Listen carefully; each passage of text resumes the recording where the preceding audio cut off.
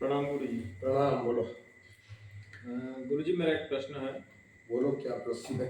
मैंने कहीं पढ़ा भी था और सुना भी है कि हाँ, बच्चा जब गर्भ में आता है तो वो बहुत कष्ट सहन करता है। हाँ, माँ के गर्भ में हाँ, वो जलता है, जठराग्नि में पेट के गर्भ में जो जलता है, हाँ, तो भगवान से ये बोलता है कि मुझे बाहर निकालो, मैं आपका नाम जप करूंगा हाँ, और तपस्या करूंगा और मोक्ष प्राप्त करूंगा। हाँ।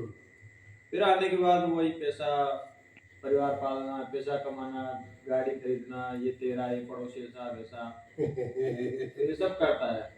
तो उनके लिए आप समाज में एक क्या संदेश, क्या देना संदेश देना चाहोगे?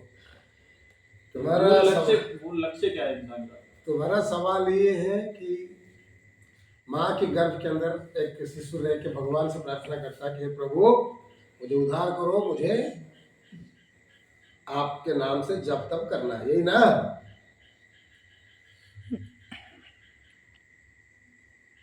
अच्छा प्रश्न है।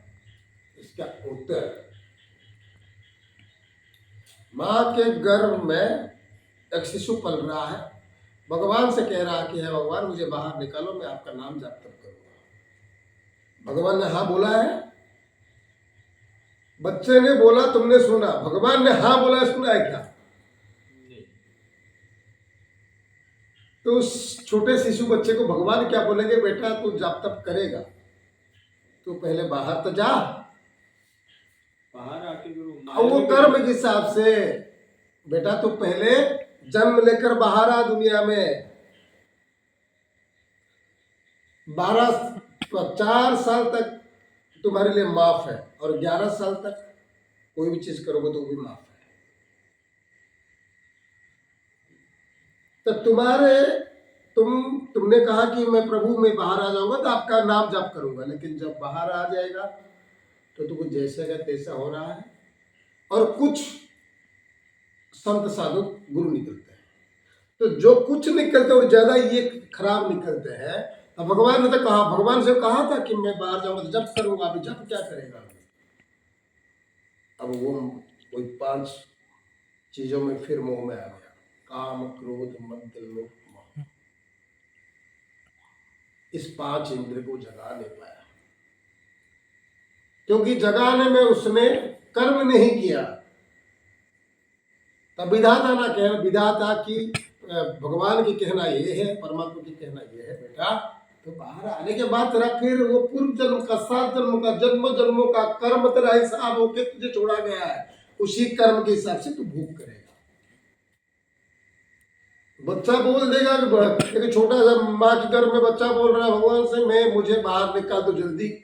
वो स्वार्थ से कह रहा है, ताकि बोल रहा है कि मैं नरक में हूं, इस नरक में हूं, इसमें गू है, मल है, मूत्र है, उसके अंदर में पेड़ के अंदर पल रहा हूं, मुझे बाहर निकालो। रो रो के कह रहा है, रो रो के कह रहा है। भगवान तो हाँ नहीं कहा ना कि तुम बाहर जाओ, तुम जप करोगे, चलो तुम बाहर जाओगे या अंदर मरोगे, कोई भरोसा नहीं है, क्योंकि वो तुम्हारा कर्म का फल है। बाहर जाने की चिंता मत करो, बाहर जाते जाते अगर तुम अंदर ही मर जाओगे तो बाहर रहे या अंदर रहे, या जंगल में रहे, या घर में रहे, या बिल्डिंग में रहे, या पर्वत में रहे, या पहाड़ों में रहे, या हिमालय के चोटियों में रहे, चाहे 2 महीने के शिशु हो या 100 साल का बुढ़ा हो, कर्म तो भोगना ही पड़ेगा। कर्म भोगना पड़ेगा। कर्म जो नहीं भोगा है, चाहे वो शिशु हो या जानवर हो या इंसान हो, सबके लिए एक बराबर है। हर प्राणी के लिए दंड विधान एक है। इसलिए बच्चा जब आता है कर्म, जन्म पूर्व जन्म के कर्म के हिसाब से, फिर वो पैसा, वही अभाव, वही लालची दिखाई दिया और उसमें वो मोह गया, तो वो कहेगा कि, लड़का कहेगा कि मेरे भाग्य में यही है, मैं जब तप नहीं कर पाया, फिर मोह में पड़ गया, मैं मोह को छोड़ नहीं पा रहा हूं। ये तुम्हारी नामर्दंगी है। क्योंकि यहां पर भी समझना चाहिए कि भगवान ने इतनी पाप करते करते इतने जन्मों के बाद एक मनुष्य जीवन मिला है, जो कि पृथ्वी की सारा विश्व की संसार के हर प्राणियों में मनुष्य की श्रेष्ठ प्राणी है। अरे सोंगने दिए, दो दो नाक दिया, गड्ढा दिया, साला सुनने के लिए कान दिया, इतना लंबा लंबा गड्ढा, दूर से देखने के लिए साला एक सुंदर सुंदर आंखें दिया, खाने के लिए राक्षस की तरह खाने के लिए साला मुंह दिया, दांत दिया, अबे काम करने के लिए हाथ दिया, चलने के लिए पैर दिया, सोचने के लिए बुद्धि दिया, फिर तू घूम घूम के वही मोह में जाके पड़े। और तो बड़ी बड़ी बातें कर रहा था, बड़ी बड़ी बातें कर रहा था, हे प्रभु मुझे गर्भ से निकालो, मुझे आपका नाम जप करना। अभी साला क्या हुआ कि तेरा कर्म तुझे घुमा रहा है। कर्म अगर अच्छा करता तो मेरे पास ही आता।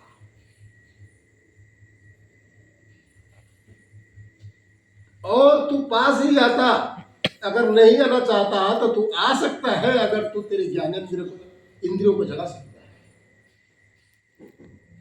जप करने से, तप करने से, ध्यान करने से, फिर तू अपनी इंद्रियों को स्वयं प्राप्त कर सकता है। लेकिन तू करेगा नहीं। और तुझे करने का लिए, कराने के लिए कोई होना चाहिए, वो भी गुरु। और वो भी गुरु साला, गुरु के अंदर ज्ञान रहना चाहिए। यही प्रकृति का नियम है।